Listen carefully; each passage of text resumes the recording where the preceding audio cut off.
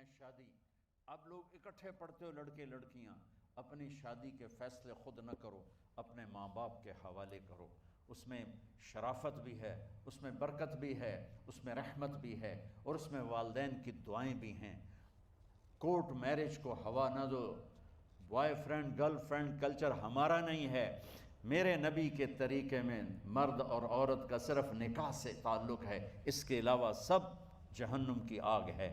اور والدین سے کہتا ہوں کہ اپنے بچوں سے پوچھ کے رشتے کرو، زبردستی مت کرو. میرا معاشرہ بہت سنگین قسم کے جرم کا شکار ہے.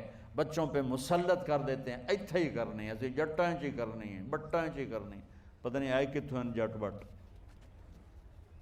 چلو تم ناراض نہ ہو، راجپوتاں چی کرنی. میں راجپوت ہوں، میں اپنی قوم کو بھی رگڑ دیتا ہوں. راجپوتاں چی کرنی، اگاں کرنی ہی کوئی نہیں.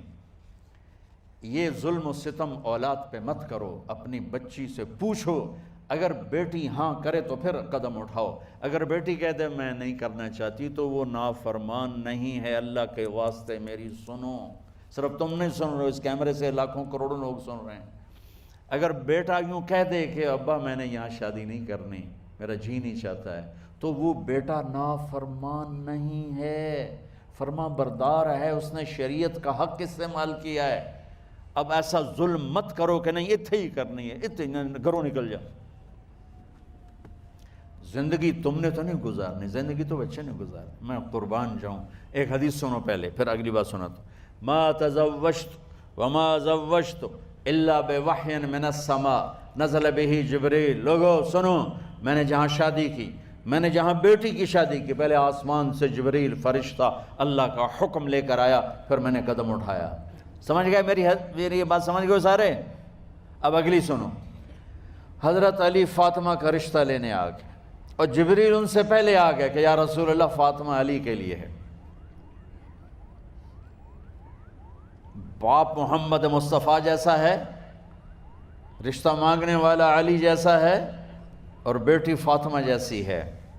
اور آپ پوچھتے ہیں علی کیسے آئے؟ وہ شرم کی وجہ سے کچھ کہہ نہ سکے، چپ.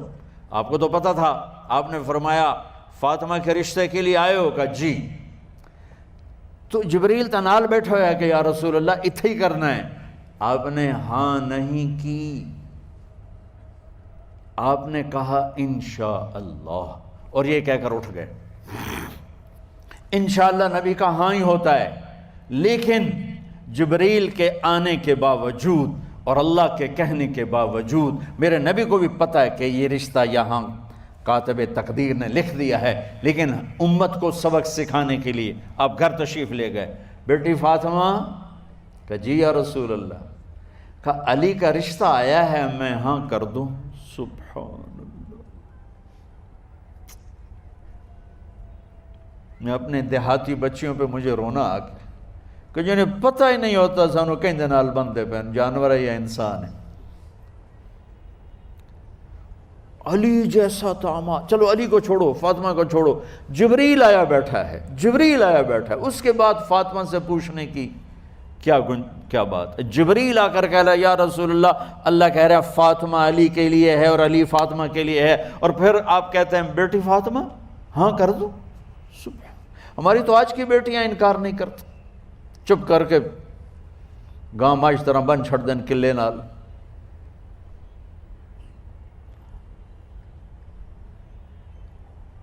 کوئی ان کے اندر کے جذبات کو سننے والا کوئی نہیں ہوتا. اپنی انانیت پر یہ فیصلے کرتے ہیں، اور میرا نبی کہہ رہا ہے بیٹی ہاں کر دو. سبحان اللہ. آپ کا کیا خیال ہے؟ فاطمہ نے انکار کرنا تھا؟ یہ تو یہ بیٹیاں نہیں انکار کرتی تو فاطمہ نے کہاں کرنا تھا؟ لیکن یہ سبق دینا تھا ان والدین کو جو نادانی میں نادانی کے فیصلے کر کے اولاد کو ہمیشہ ایک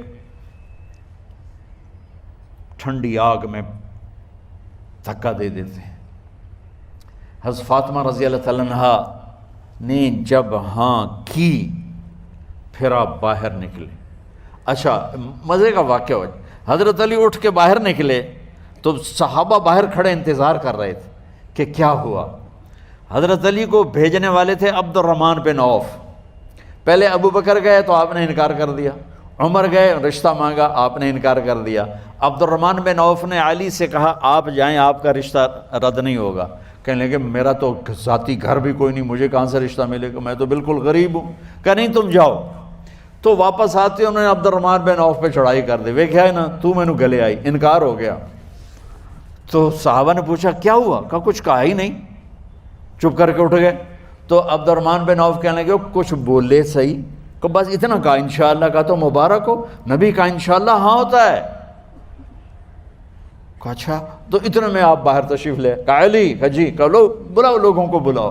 ساری مسجد بھر گئی، آپ کے ساری مسجد فل ہو گئی۔ آپ ممبر پہ کھڑے ہوئے علی کو سامنے بٹھایا، کہا لوگو یہ جبریل میرے پاس اللہ کا پیغام لائے ہیں کہ میں فاطمہ بنت محمد کا نکاح علی بن ابی طالب کے ساتھ کر دوں۔ پھر آپ نے خطبہ پڑھا اور کہا کہ علی، ہائے ہائے ہائے، میں نے فاطمہ بنت محمد کو 400 درہم مہر کے عوض تیرے نکاح میں دیا، تو نے قبول کیا؟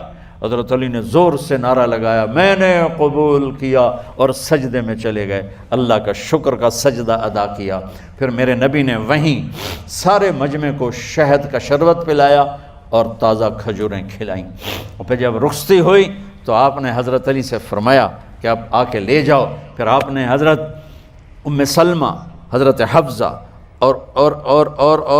اور جناب حضرت عائشہ رضی اللہ تعالیٰ عنہ، ان تینوں کو بلا کر فرمایا تمہیں پتہ ہے نا مجھے فاطمہ سے کتنا پیار ہے، تو تم فاطمہ کو دلہن بناؤ، اس کی تیاری کرواؤ، اسے دلہن بناؤ۔ تو ان تینوں نے حضرت فاطمہ کو دلہن بنایا۔ پھر آپ نے حضرت علی کو پیغام بھجوایا، وہ تشریف لائے، اپنی اونٹنی لے کر آئے، حضرت عقیل ساتھ ہے، سلمان فارسی ساتھ ہے، اور دروازے پر اونٹنی بٹھائی، آپ علی کو اندر لے گئے اور یوں فاطمہ کا ہاتھ پکڑ کے علی کے ہاتھ میں دے کر فرمایا علی تمہیں نبی کی بیٹی مبارک۔ سبحان۔ پھر آپ نے کہا میری بیٹی فاطمہ، مجھے اپنے خاندان میں جو سب سے زیادہ محبوب تھا، میں نے تیرا ہاتھ اس کے ہاتھ میں دے دیا۔